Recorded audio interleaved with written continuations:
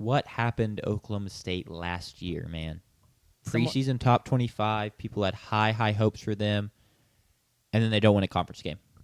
They go 3-9. Their worst mark under Mike Gundy. He's been there like 20 years, I believe. So just not a good look for them. And so the question becomes, how do you bounce back? Alex Bowman's not there. I believe they're looking to start a first-time QB. I'm blanking on his name. I can pull it up. Yeah, please do. Because it's actually a battle there, I believe. It's right here. I don't even have to look. Zane Flores. Thank you, Zane Flores. I believe he's going to be the starter. So what does the offense look like under him, as well as they lose a lot of pieces? So what are the pieces they bring in? In my eyes, Sanders has it here. They're not the best crop of transfers. You want to run through them real quick, Sanders? Yeah, so they do bring in some guys that could be good, but they also bring in 5 projected starters who, and I'll just list the schools they come from: Central Oklahoma, App State, West Georgia, Akron, and Charlotte. And these are projected starters in the Big 12. And they didn't even, I was looking at their stats, none of them, it was nothing like a wide receiver who put up 1,600 yards against lesser competition, or an edge who had 12 sacks. I mean, these were guys who were putting up average numbers in, I think, some of these schools are D2, right? Central Oklahoma is not D1. Correct. So it's just like, that's pretty underwhelming for me. And that's just their transfer portal. If you look at their recruiting, it's also underwhelming. Over the last 3 years, they finished 11th, 10th, and 11th in the Big 12. And that's out of 16 and 14 schools before it got larger. They haven't brought in the talent. They're losing talent, especially on the defensive side of the ball. They had 3 guys get drafted last year, which good for them. They did have talent there, but they're no longer on the roster. And then 2 more transferred out. They left as 4 stars, so that's more talent that's leaving. It's just the cupboards are pretty bare as far as talent is concerned at Oklahoma State.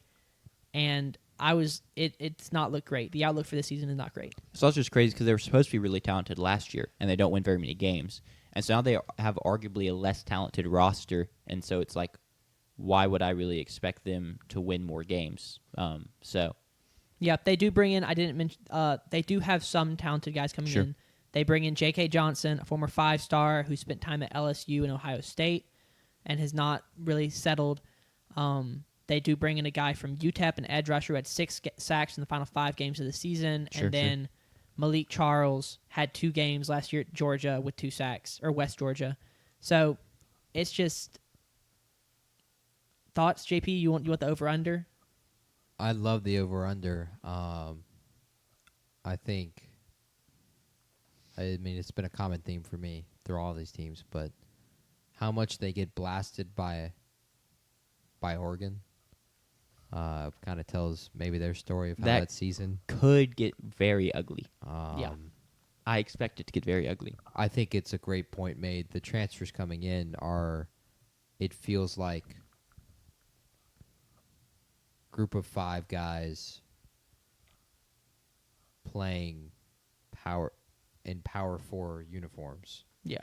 Like that is kind of the what is occurring here, because like you said, they don't have necessarily super productive numbers, and a lot of the transfers that we've seen have, like the tight end transfers, specifically at Iowa State, and then there's another one at Texas Tech who I'll talk about early in a little bit.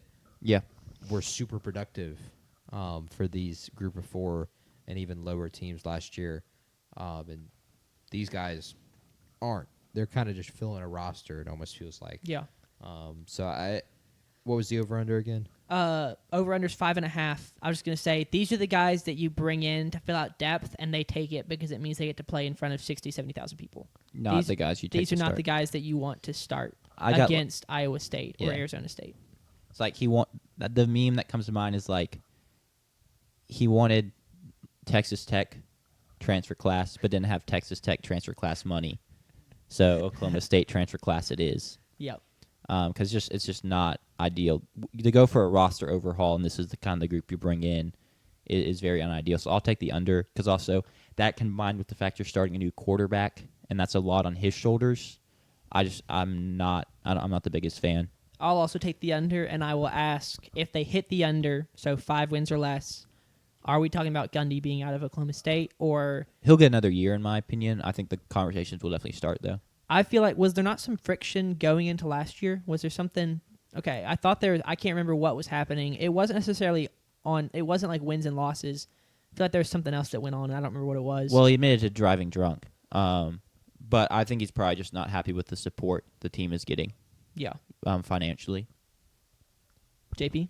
I hate that they don't play Oklahoma anymore. Yeah. That's really all that kind of stands out to me. Give me the I think under right now as they're probably well. grateful. No, I'd rather them just still play it anyway. Because that was one of my more favorite games.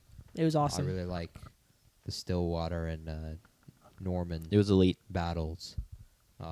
Even when I remember watching, both teams were good, so they mattered. But it's still a really competitive game, and it's a cool color game too, Facts. with Oklahoma State's orange and the Sooner red. Yep. Well, we all took the under. We don't predict a very good season for Oklahoma State. Let's move on to TCU, the Horned Frogs.